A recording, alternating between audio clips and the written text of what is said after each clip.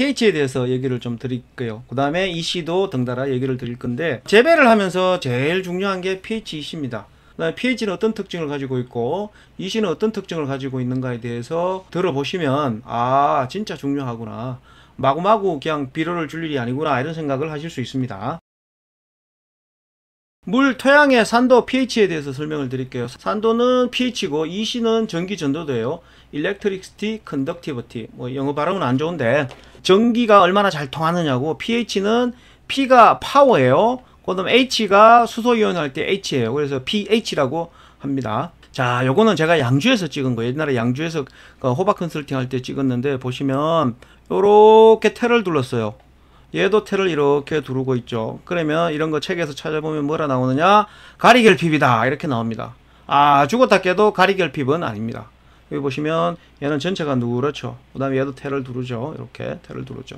얘는 염류 중에도 염소장이에요. CL장입니다. CL장인데 이 지역이 축산을 많이 하는 지역이에요. 그래서 퇴비들을 하우스에 막 집어넣어서 이런 일이 생긴 겁니다. 그래서 제가 토양 분석을 해서 설명을 드렸는데 뭐 지금 잘하고 있는지 잘 모르겠어요. 이게 결국은 뭐냐 그러면 EC가 높아가지고 물을 제대로 못 먹어서 일어나는 현상입니다. 전기 전도도라는 것은 뭐냐, EC는 전극 1cm 사이에 흐르는 전기의 양을 말합니다. 그러니까 요게 이제 쉽게 얘기해서 1cm를 놓고 이렇게 찍으면 거기에 흐르는 전기의 양을, 이제 이게 불순물이 되거든요. 그 불순물을 농사를 짓는 우리는 비료의 양이라고 이제 간접 추정을 하는 거고, 만약에 내가 농사를 짓지 않고 수질을 하는데 일을 한다 이러면 이거는 나타나는 숫자는 뭐냐, 오염 물질이 되는 거죠. 제거가 되어야 할 거라고 생각을 하는 거죠. 그래서 겨울 재배 과체류의 전기 전도도 EC 목표는 2.5 내외입니다.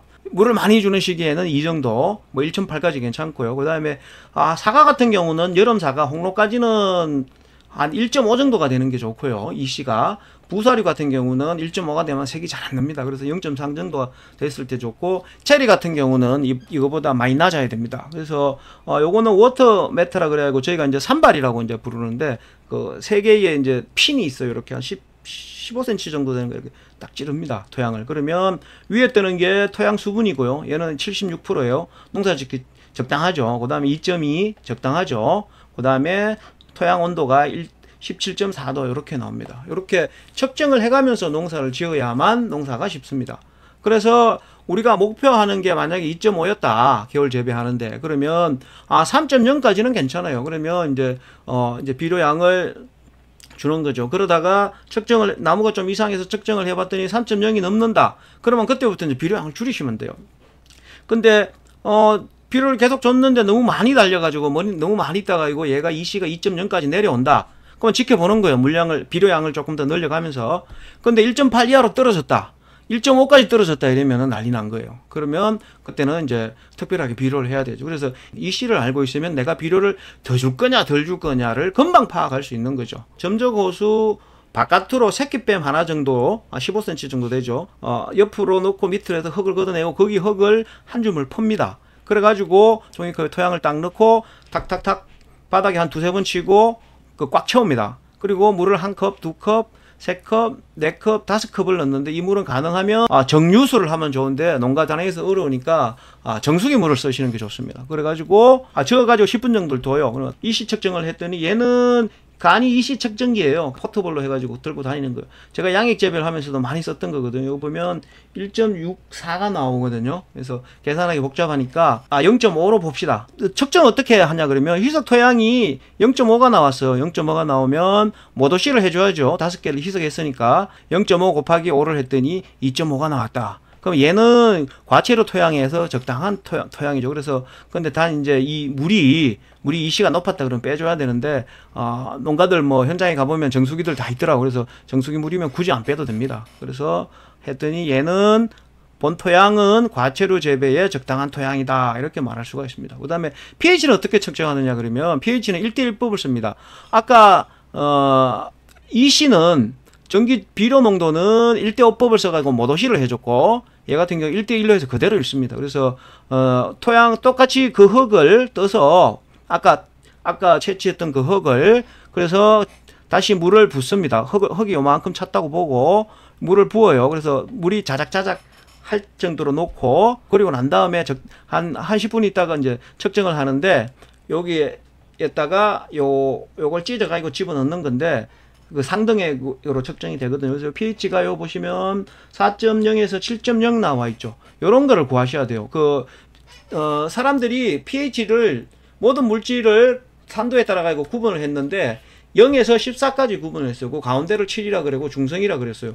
그러면 왜 그걸 그렇게 했는데 이러면 이제 할 얘기가 없죠. 물이 끓는 온도를 100이라고 보고 거기에 맞춰서 온도를 측정하기로 한 약속인 거죠. pH도 약속이죠. 그래서 요 정도를 구해가지고 1에서 14짜리 말고, 그거는 측정이 어려우니까 이런 것들 한 10,000원 정도 하면 구하실 수 있을 거예요. 그래서 최적의 pH는 6.0 아래 위로 0.2 정도가 됐을 때 제일 좋고요. 5.5까지 괜찮습니다. 며칠 전에 농가가 측정 값을 보내왔는데 pH가 5.4더라고요. 그래서 그 다음에 EC가 10.0인데 제가 봐서는 샘플링을 잘못한 것 같은데, 어쨌든 5.4라 그래가지고 제가 걱정하지 마시고 농사 지으세요. 어차피 pH는 올라가게 돼 있습니다.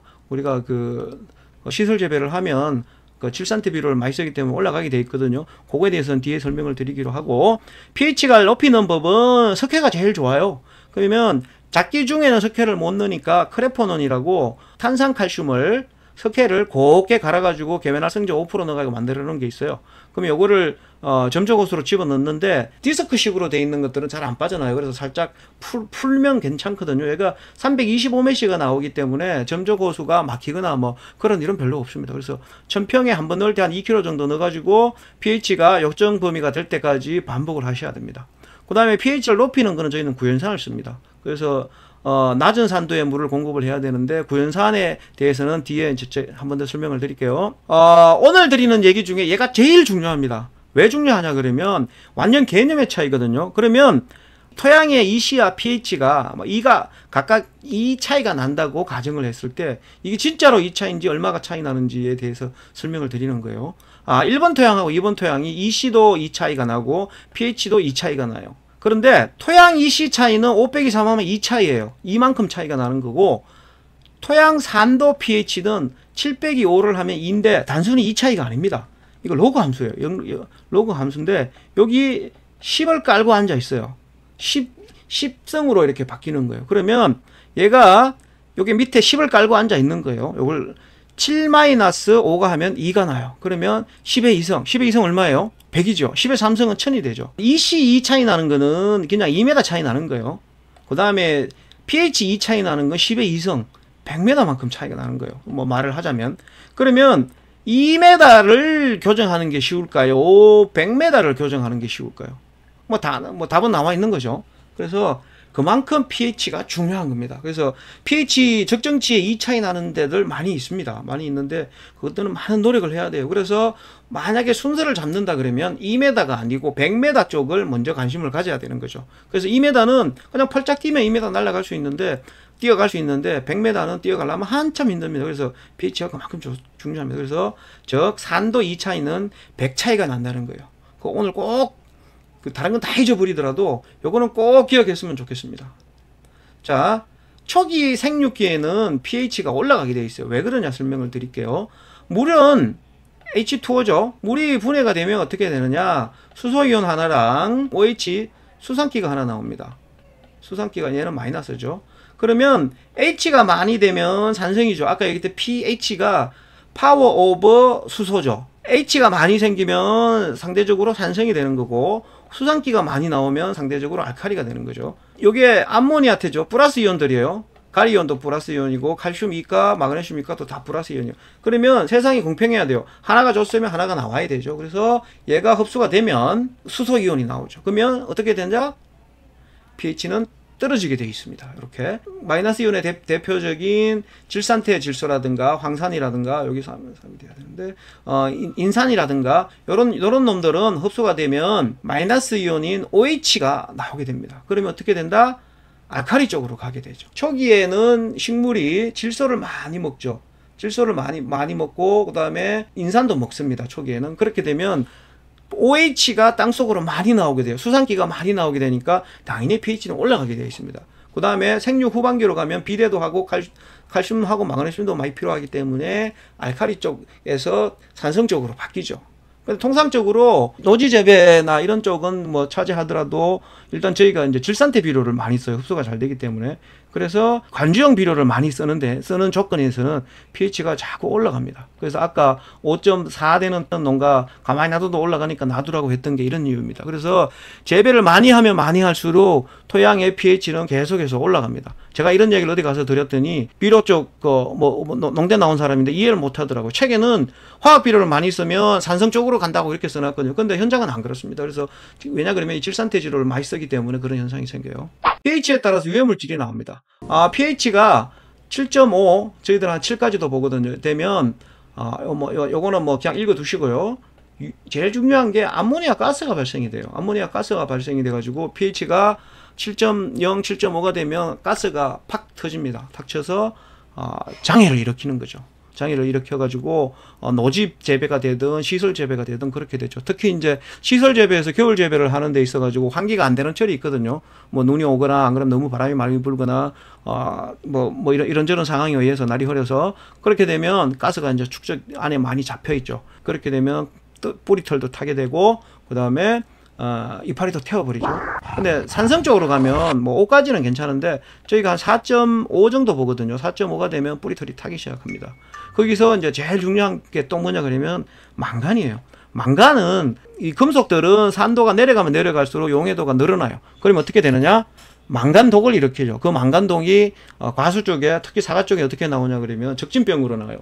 이렇게 줄기가 곰보처럼 두들두들해져 가지고 나오는 게 이제 적진병이죠. 그런 것들은 pH도 교정을 하고 규산이나 이런 걸 이용해서 이제 독성을 해독해둘 필요가 있습니다. 내가 비료를 주는 게 중요한 게 아니에요. 과연 비료가 녹을 수 있느냐, 흡수가 될 수 있느냐, 그거죠. 그래서 적정한 pH는 거듭 얘기하지만 6.0 아래 위로 0.2, 5.8에서 6.2 정도가 되겠죠.